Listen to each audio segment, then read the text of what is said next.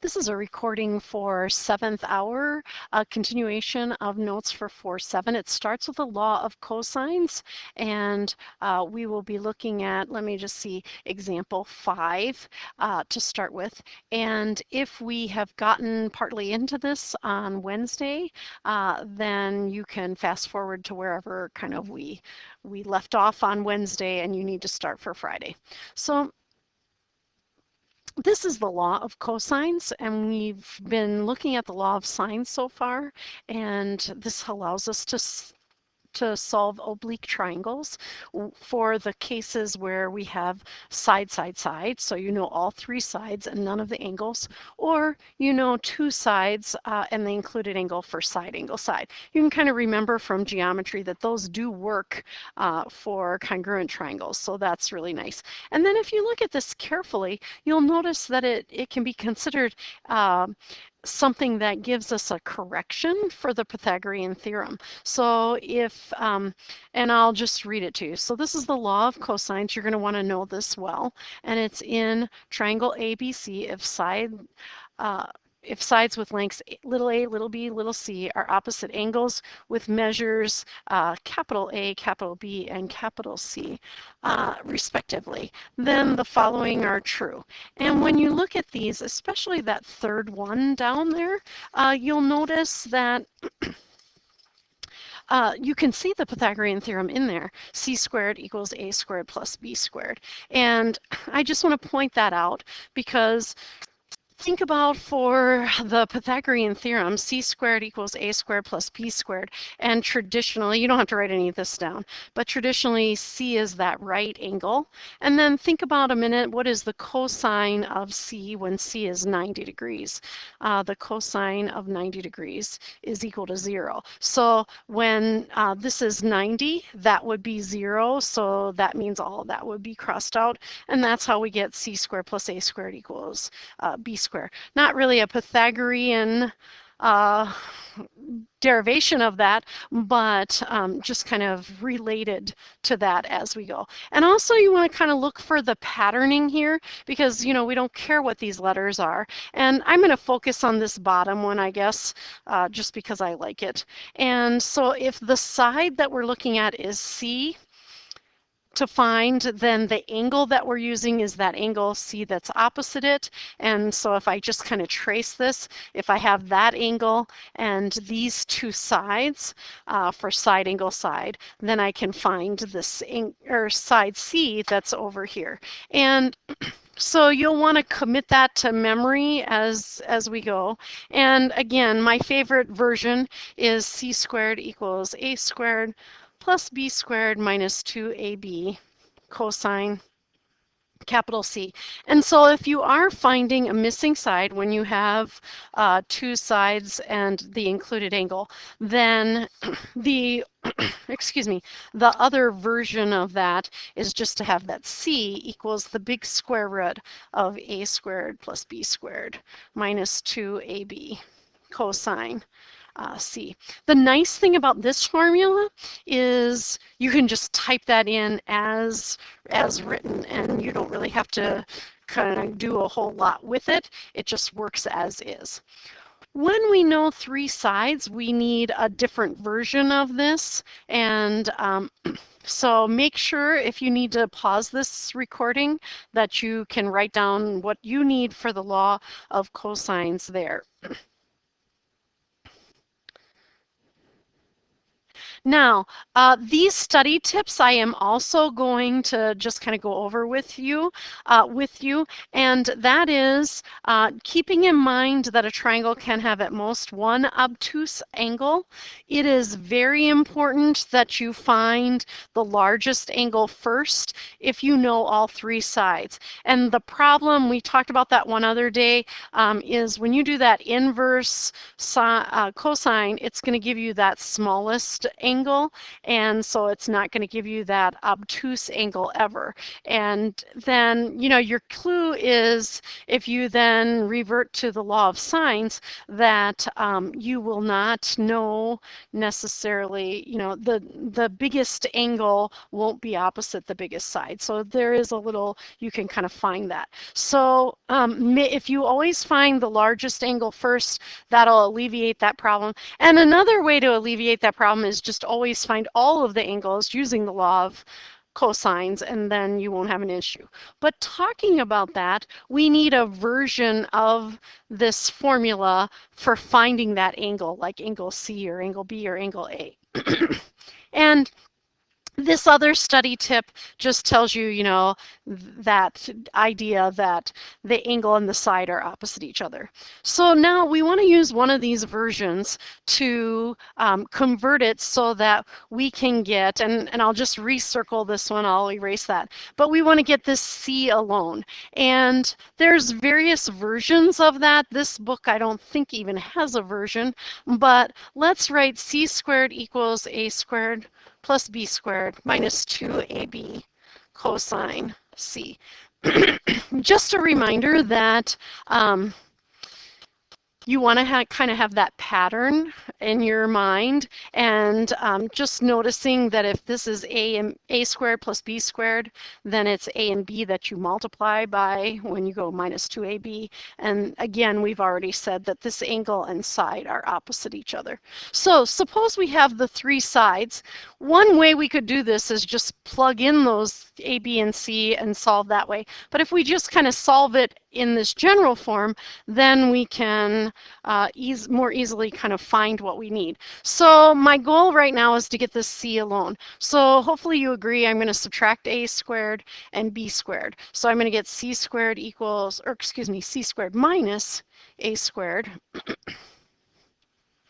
minus B squared equals negative 2AB cosine C. So don't forget that negative 2 is there. Then just a reminder, for this we want to get this cosine C alone, so I'm going to divide each side by negative 2AB, divide by negative 2AB, and that's going to give me C squared minus A squared minus B squared all over negative 2AB equals cosine C. And then I'm just going to flip the order and say, well, that means cosine C equals C squared minus, oh, excuse me, A squared minus B squared all over negative 2AB. And then C is the inverse cosine of C squared minus A squared minus B squared all over negative 2AB. If you look online or in a textbook or whatever, you'll notice that textbook authors and people who are posting things online, they don't often like to have a negative in that denominator. So there are alternate versions of this with a positive there, and the way to overcome that is just to multiply both sides, or the top and bottom numerator and denominator of that fraction, by negative 1 over negative 1, and then that will be an equivalent expression. One thing I want to kind of just say, this is intensive to put on your calculator. So I am going to say when you go inverse cosine, you should probably get this first parenthesis just as an automatic, I'm thinking, but then you want to put the numerator, oops, let me go to blue here.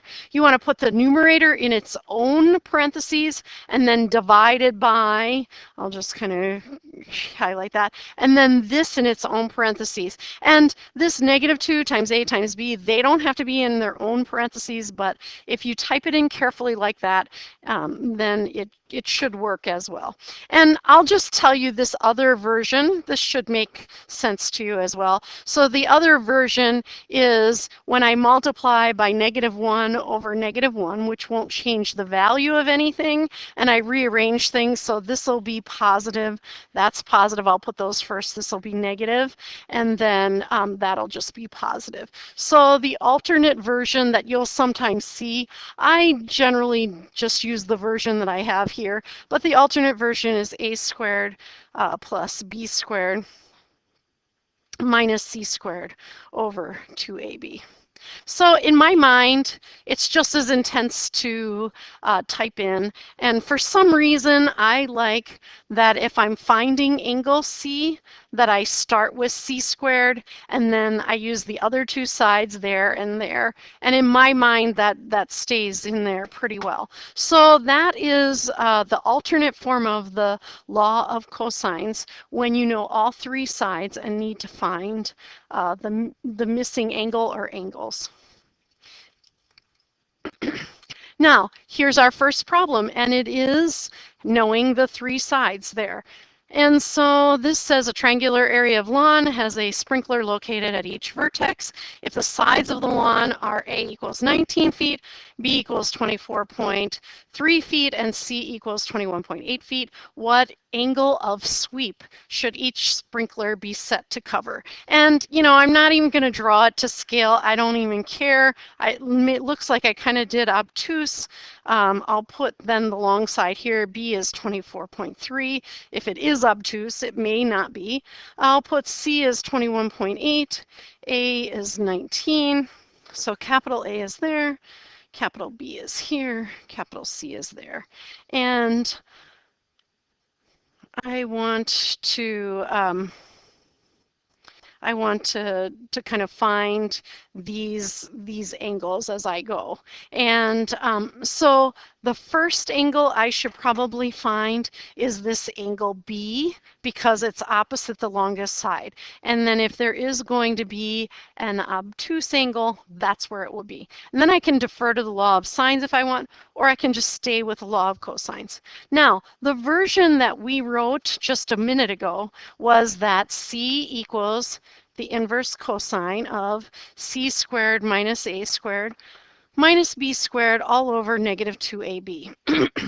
So to convert that to B, I'll put the B there equals the inverse cosine of, since it's capital B, I'll start with little b, B squared minus A squared minus C squared over negative 2AC.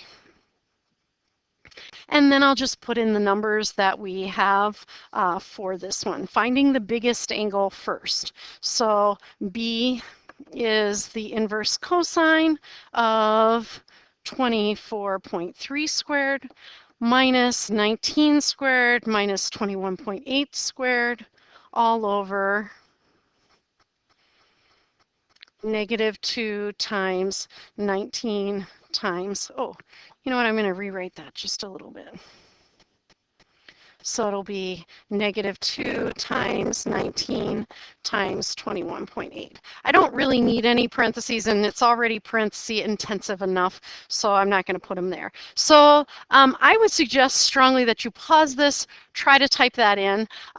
Just a reminder, parentheses here and here, here and there, because if you've never typed one of these in and you wait till the quiz, you could have some issues and nobody's really going to help you at that point. So try pausing this, typing that in, and then I'm just going to tell you the answer. 72.7 degrees is the answer for that one. And then we're going to use that same process to find angles A and C.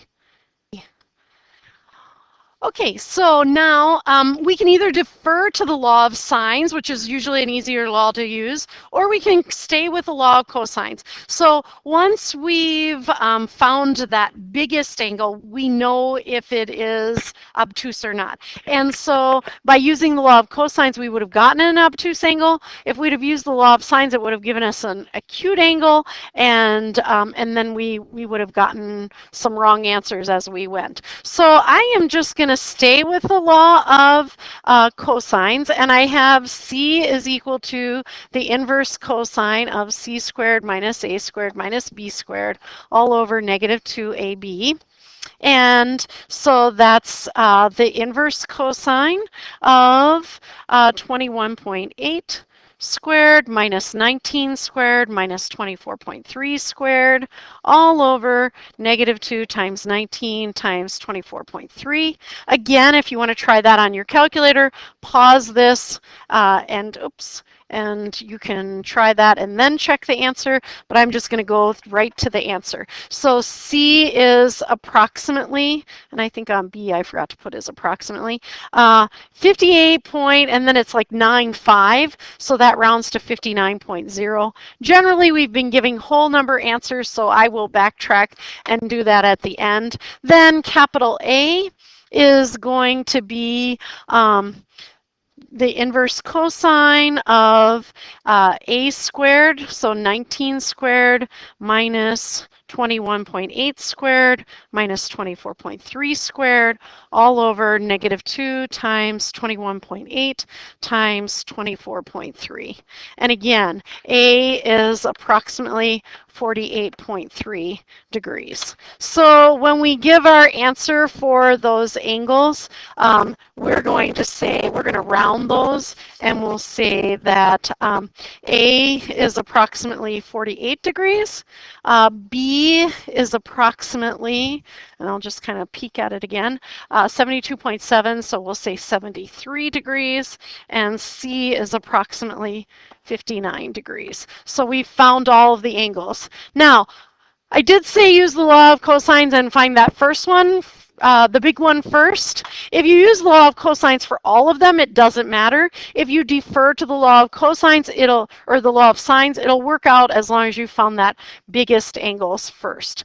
Now, number 6 is to apply the law of cosines, and it says solve the triangle, which means find all the things that are missing, and round the side lengths to the nearest tenth, and angle measures to the nearest degree.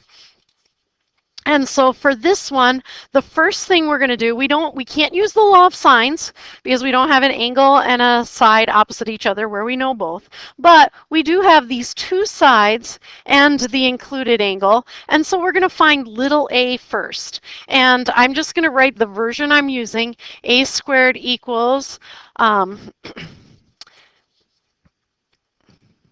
b squared plus c squared minus 2bc cosine capital A. And so then A equals the big square root of, and then it'll be 12. Little b is 12. And little c is 14. Truly, it's not going to matter if you interchange them, but I'll just keep them in order. 12 squared plus 14 squared minus 2 times 12. I'm going to just use a multiplication sign. 2 times 12 times 14 cosine 39.4 degrees. Now, the nice thing about this version is you're one and done. Just type it in, see what you get. So pause this recording maybe so everybody has a chance to try for that, and go ahead and see what you get. And now I'm going to give you that answer. A is approximately, and I think when you do this on your calculator, you get like 8.96. We're measuring the side lengths to the nearest tenth. So if it's 8.96, rounding to the nearest tenth is 9.0. So there's little a is 9.0. Now that I know that that is 9.0, if I want to, I can defer to the law of sines, or I can continue on with the law of cosines. So you can make that decision as you go through this. And so this time, since last time I stayed with the law of cosines, I'll defer to the law of sines. The little thing to be careful of is we haven't found that biggest angle yet, which is angle B. But if I know angle A and I find angle C, those will be two acute angles for sure. And then when I subtract from 180, I'll get that other angle as I go. So sine 39.4 degrees over 9, and I am using an answer. Maybe I'm going to even use 8.96, or I might defer to kind of that value that I had in my calculator and using the answer feature, and that equals the sine of capital B over 12, or excuse me, I was not going to find B, equals the sine of Oh, yes, that is the next one. The sine of capital B over 12. I was thinking 12 was the longest side, but it is not. And so when I cross multiply, I get 12 sine, or excuse me, 8.96 sine B is equal to 12 sine 39.4. Divide by 8.96. And then the sine of B is equal to 12 sine 39.4 degrees over 8.96. And then I can even go a little further and say B is the inverse sine of all that. Is the inverse sine of all of that. I'll slide this up a bit. The inverse sine of 12 sine 39.4 over 8.96. And then I get that B is approximately 58.22. And so we're told to round to the nearest degree. So B is approximately 58 degrees. Once we have that B is 58 degrees, and I'll maybe write that up here as well, then we can find C by using 180 minus the 39.4 plus 58 in parentheses. Notice 39.4 is a decimal, so we get C is approximately 82.38 degrees. So C is approximately 83 degrees as we go. And so then our answers for this one are little a is approximately 9.0.